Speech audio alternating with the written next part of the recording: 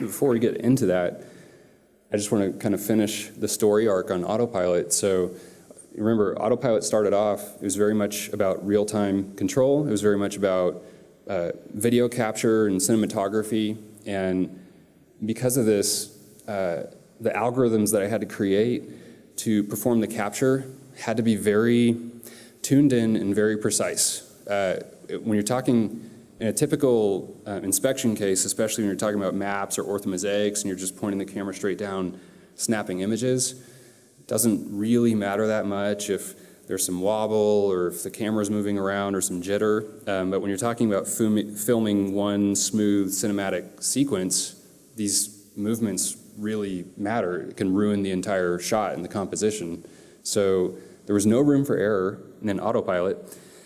And so when you combine that, and then the feature requests that I was getting over and over and over again was, doing follows and orbits and all this real-time stuff is great, but it turns out that we actually want to use this professionally. My users were wanting to use it, and so they were asking me for pre-planning capabilities. So Autopilot started out very much all about capture, and then the next phase of Autopilot was about planning and then capture, and that was with the release of waypoint mode. So I released waypoint mode about a year after the initial version of Autopilot was released. It's familiar to a lot of other waypoint mode systems that are out there, but it's also unique in a lot of ways. There's just a lot of things because of the genesis of Autopilot that you can do in waypoint mode that you can't do anywhere else, even still. So just as an example, whenever you plan a mission in Autopilot waypoint mode, you're actually defining all the waypoints in a dynamic way relative to something. And we call it the waypoint reference. And this waypoint reference can be fixed on the ground, which is fine, and it'll behave like all other waypoint systems. Or you can actually tie that point to a moving object, like your phone or another aircraft, for example. And so you can end up with, it's almost like a combination of follow mode, but a pre-planned flight sequence. And so we actually started getting contacted by a lot of big movie studio production type agencies that were wanting to use it for these big dynamic shots that they wanted to do in movies, and they couldn't find it anywhere else. So that's kind of where, as far as I took Autopilot in Autoflight Logic, the bootstrapped startup company that I created. But towards, I guess it was the end of 2015, then early 2016, so we had planning, we had capture, but again, just the feature requests are coming in. It was just becoming more and more clear that, there was a whole other part of the workflow that wasn't being addressed. And so that's where I started to have the idea of creating something a little bit bigger than Autoflight Logic. And, that's sort of where the story starts, especially from the infrastructure standpoint. I kind of touched on this earlier, but in the case of infrastructure inspection, the priority is on resolution over frame rate, and you're going to get the highest resolution whenever you're taking still images. But it's not just straight down snapping still images. It is definitely that, and orthomosaics are a thing, but it's also precision capture in a lot of other scenarios. So facade mapping and towers and irregularly shaped buildings, just windmills, anything you can think of. And so the amount of precision you need in order to do the flight plans correctly around these types of structures was actually, the Autopilot flight controller was tailored perfectly for it. But Autopilot as a standalone app wasn't really enough to go after these customers, at least in an actionable and scalable way. And so that's where we had to put together Hangar. So what we're terming it here is the Hangar Robotics as a System platform. And I think the main point to stress here is that Hangar is not trying to create every single piece of technology in this platform. What we're trying to do is enable all of the wonderful and awesome technology and drone service providers, which are represented here, and DJI, to work together to go after the largest customers and governments and what their needs are at like the biggest scale. And so, you can have a local or a regional drone service provider, but when you're dealing with a customer that has assets over the entire country or over the entire world, they don't necessarily, it's not feasible for them to have to deal with hundreds of companies in 100 different localities. So the idea is we need to bring all this software together and all these service providers together in one place and allow those largest contracts to deal with one company in one place. And so we don't, some people have been asking, are you a drone service provider? Are you a technology provider? What is Hangar? And, I can say emphatically, we're not a drone service provider. Like at the end of the day, we partner with drone service providers like Measure, for example. And it's great because we provide the enabling technology.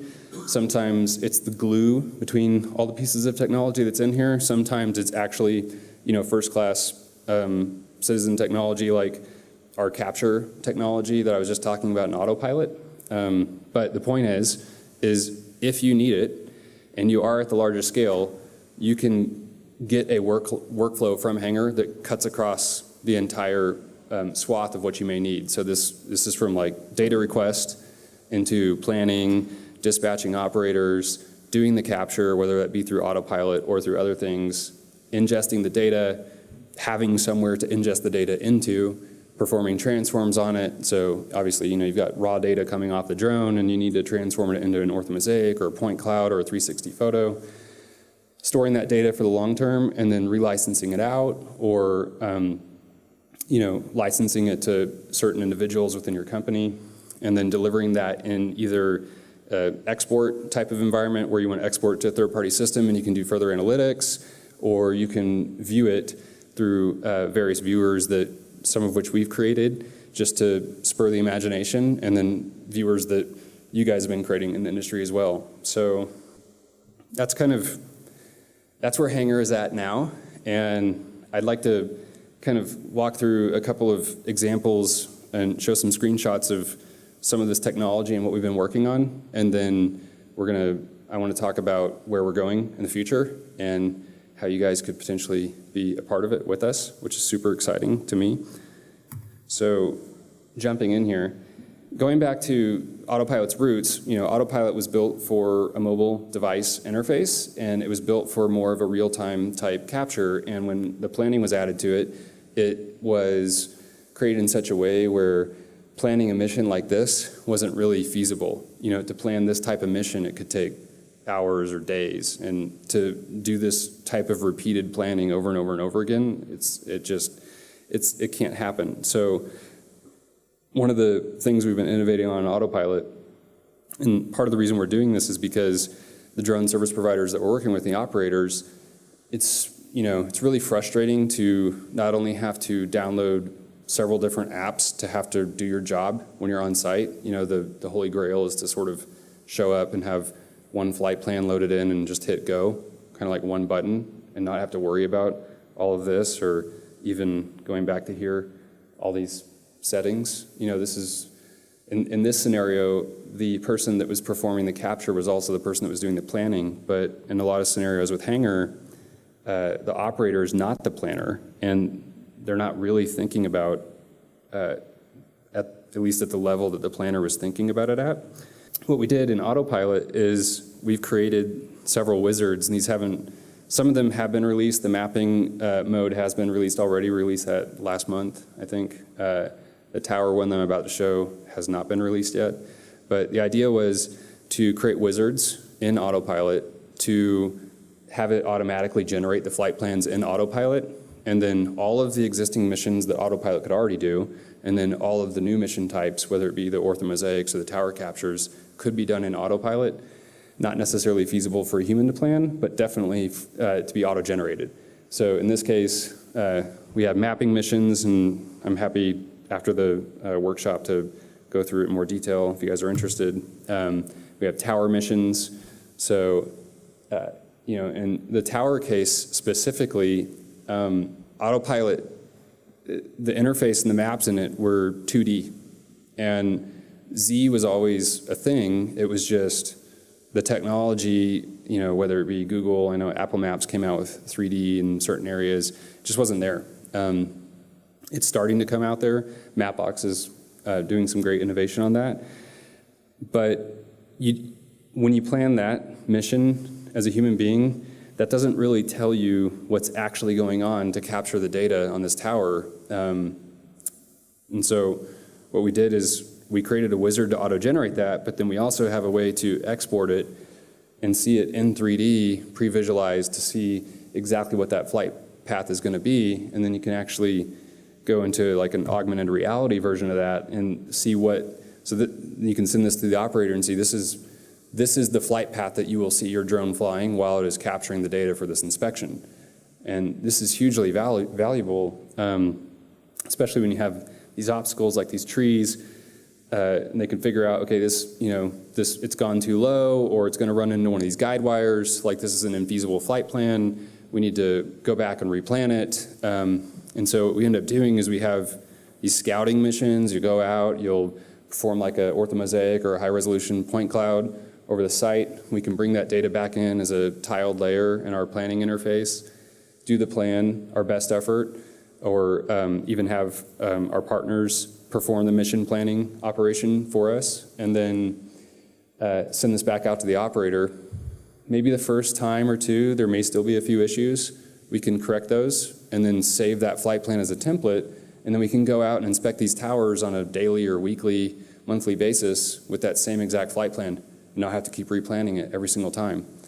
So it drastically reduces sort of the cost of performing these inspections, where it just wasn't possible before at that kind of scale. So, but the part of the issue is you have to get the operators out there in the first place, and dispatch is, it's a problem that everybody's been having to solve.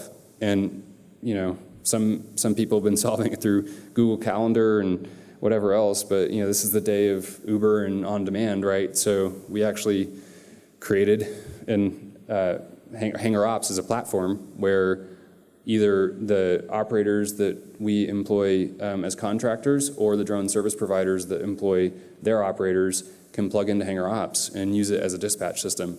And so what happens is, right now, when an order request comes in, an order gets automatically generated, sent to the dispatch system, it gets planned, and then the AutoPilot flight plan links get put into the task that you get dispatched. And right now, it's more than one flight plan. We'll talk about how we're going to make that better in a little bit. But the operator just goes out there, swipes when they're on site, opens the flight plan up, hits go, watches the drone, make sure it stays safe, and then once the data is all collected, they come back to internet connection, and they have to have somewhere to send it to, right? And so the days of just dragging and dropping a million files over to Dropbox and just the organizational nightmare, we were running into all these problems as well. So we're having to put the building blocks in front of ourselves to solve each of these problems. So that's when we created the asset management system, so the ingest and the data warehousing. And we created a front end for it. It's called Hangar Console. And what you see as an operator when you have data is when you log into the Hangar Console, it just has all the orders that you've been assigned. You can click on each order, and then you just drag the files from your SD card off into the console. The system picks it up automatically once they've been uploaded, and then all the automatic processing begins to happen, because remember, these orders came in and we created mission plans for them, but they're mission plans to generate some piece of content which is most likely needing to be transformed into something that's more actionable for the human beings. So you can take 23 images in a spherical pattern, do 360 photos, you can do the orthomosaics and the point clouds, the crosshatch mapping, patterns, you name it. So we've over the last year and a half been doing a lot of the hard work of integrating some of the industry-leading technology that's out there to do this processing. We're not writing that code ourselves.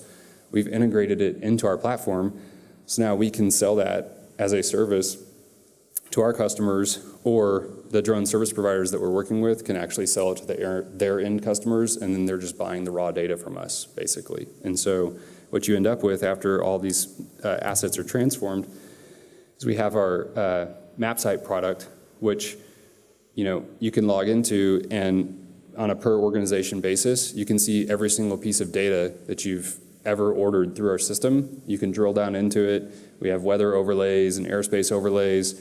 You can drill down in, pull up the data, get a reasonable viewing experience with the default viewer that we have built in, or you can export the data if you want to put it into your own viewer or do your own analytics on it.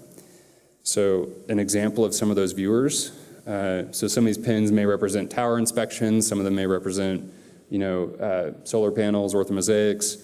So we've been innovating on some ideas for viewers with our own development resources, but this is just the start, right? And so the hope is that this is just going to spur people's imaginations, and there's already a lot of great viewers out there that we'd love to integrate. This one's for towers. And the idea is you go out, you capture an orthomosaic, you capture 360 photos, you capture them from multiple angles, and then you can flip through. At this level, all it is just a bunch of files that don't really make any sense. At this level, it makes a little bit more sense. You at least understand where those files were captured. But this is the level that really starts to be actionable for the human beings, right? So here, this is probably backed by 50 or 100 different assets that were in the system that I just showed you. But now they've all been transformed and put together in such a way that the human being can navigate around them and get useful insights, like there's a bird's nest up there in rad number 3, and figure out that they need to go have somebody climb that tower. So maybe we can reduce the number of towers that people have to climb by 50% or something. If we can accomplish that, then that's I think on the order of like 10 or 15 less people dying per year potentially. I think there's like 30 or 40 people that climb towers every single year that die. So on a lighter note though, we also are making an impact in the construction space as well. I know this is more focused on infrastructure, but it's the same technology that can be used for power plant inspection, bridge inspection.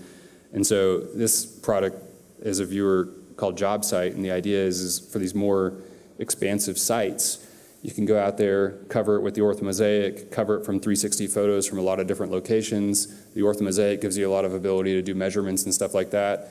The 360 photo gives you the ability to see facades and entry points, and it's a different perspective that some of the data in the orthomosaic doesn't give you. And then we also have other products in there that I can show you later. One's like an image stream. It's similar to a video, but it's almost like a stop motion video, so it's more high resolution.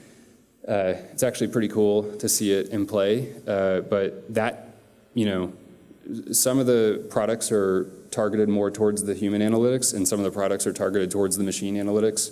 So taking these high resolution images over and over again every single week, then you can start running the machine learning on it and do the change detection and all that kind of stuff. So that's kind of a super fast, high-level overview of a lot of the tech that we've been working on for the last year.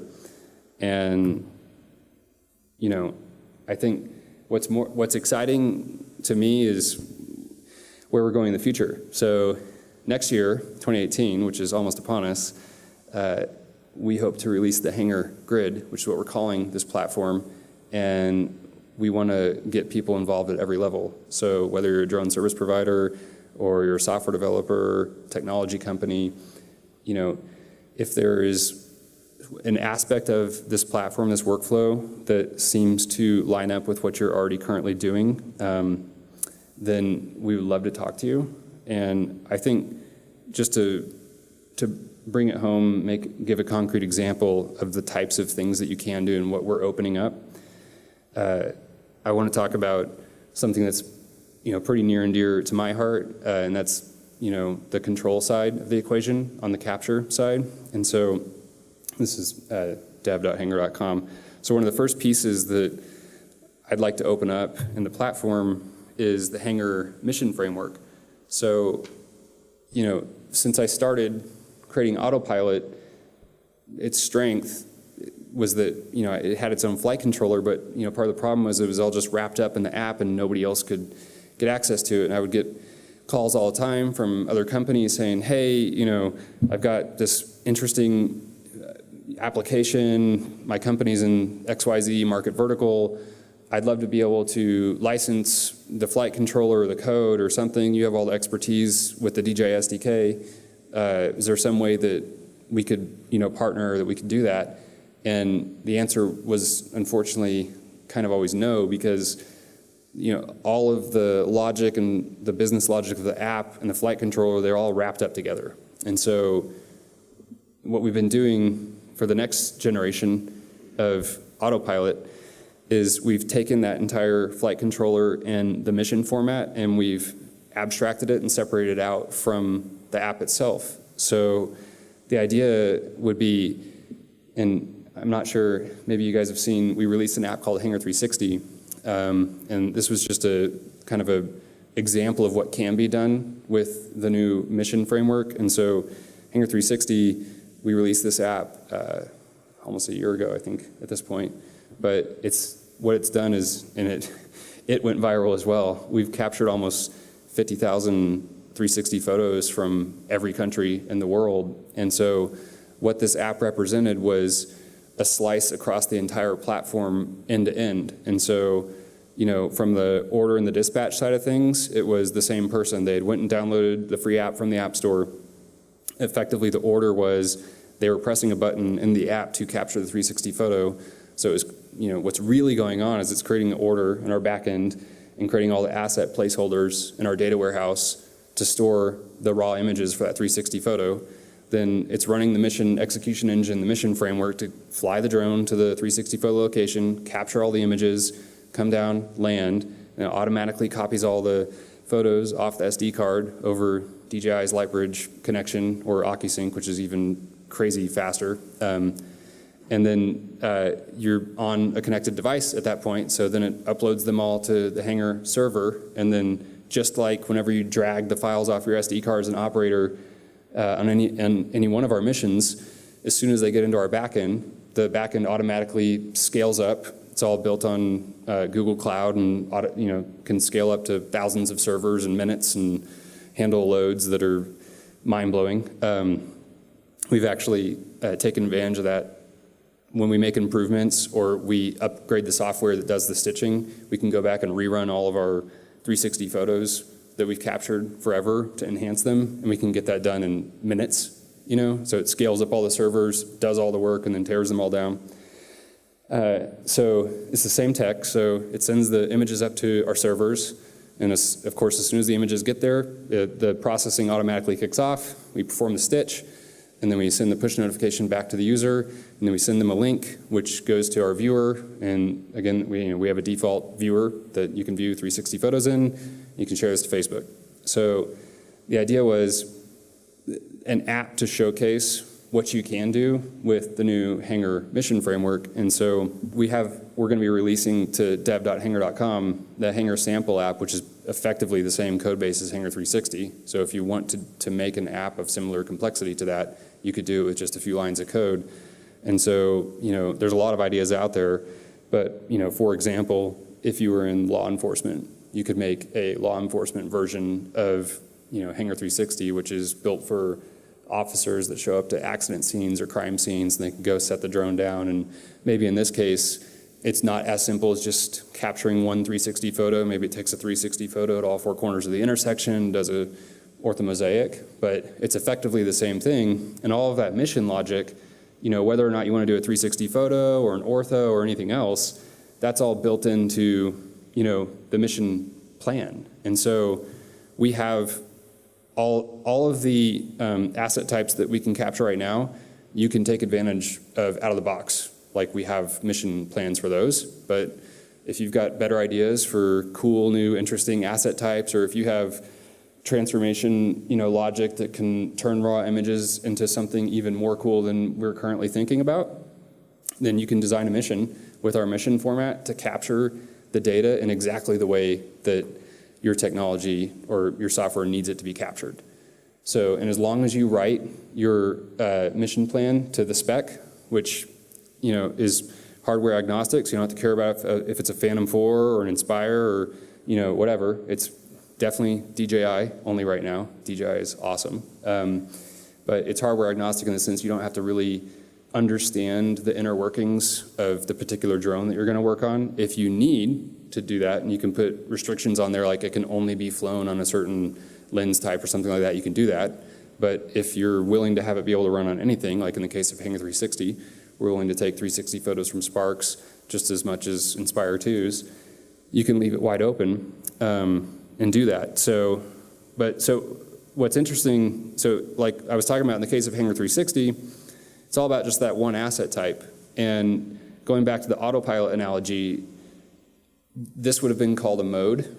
So in autopilot, there's pano mode. And in autopilot, there's also waypoint mode. And then on top of waypoint mode, there's the mapping wizard that lets you generate the mapping mission to capture the orthomosaics. The problem is, if you wanted to do a pano in waypoint mode, there wasn't a great way. We added on logic to do waypoint actions, and one of the action types is panorama, but it was a bit of a bolt-on. It wasn't really designed that way from the beginning. And furthermore, if you want to do a full-on mapping mission and you want to do panoramas during that, you can do it, but it's in some ways difficult. And so the idea behind the new mission format was, in addition to being asset aware, so every single mission plan that you generate is aware of exactly what assets it generates, it should also be multimodal. And that's super important, and this goes back to the original thing that we were talking about with Hangar Ops. So when an operator gets a task assigned to them in Hangar Ops, right now you have like 4 or 5 flight plans, but the future is just one link. You click the link, it opens in the Hangar app, and it's just a start button. That's it. And then the drone just goes off and does everything. And it'll tell you what it's doing, it'll show you what it's going to be doing, but you don't necessarily have to be aware of every single detail down to the nth degree. And then once it's done, whereas now, when you are dragging the files off your SD card up into the Hangar console, it does require the human beings to do a bit of sorting ahead of time. Okay, these 23 images for this pano, these are for this one. In the case of these missions, they're asset aware from the beginning. So, and thanks to DJI, we've been working with them now, been working with them since the beginning of the SDK, but on a particular feature that actually they had to go all the way down to the camera firmware level to implement this feature for us, and we're very grateful. What it allows us to do is put a unique stamp on every single file that gets generated by the camera, and we can track that unique identifier in the asset manifest. So then what it enables, you literally just drag every single file over, or just let the device copy them for you automatically onto your device if you have enough room, and then we can upload all the files, totally unorganized, uncategorized, and then our servers can look up the unique stamp and just sort it all out for you.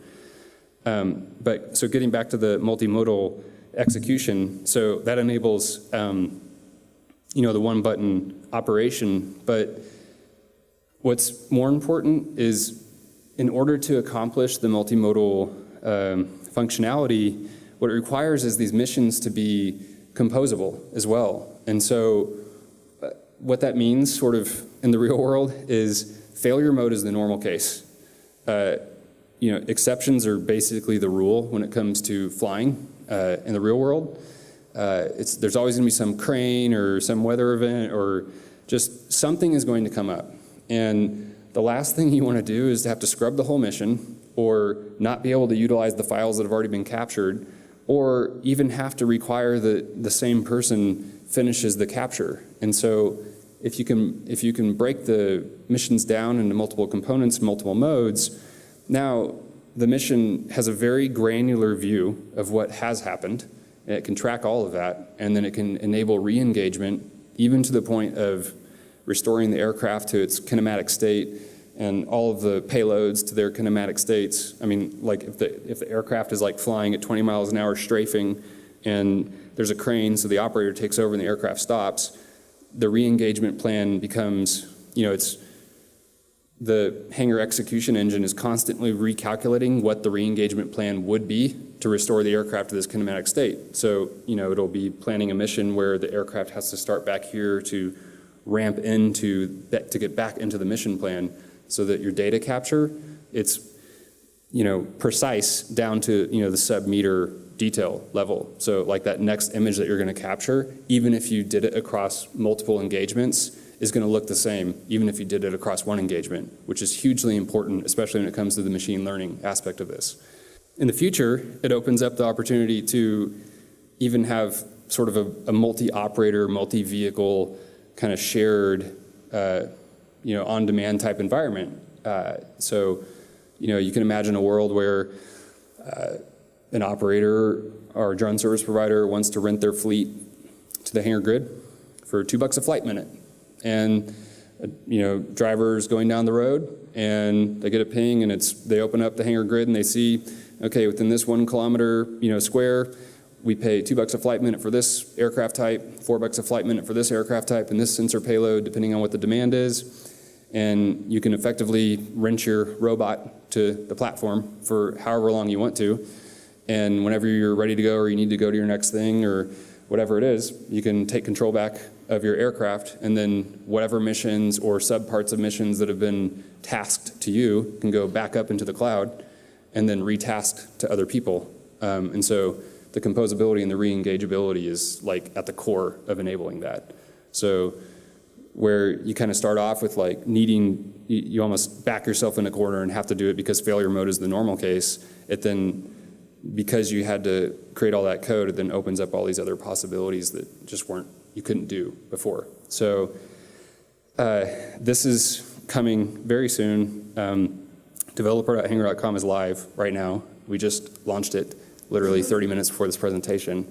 And if you're interested in building an app using our flight controller, let me know, and I will happily talk to you about it.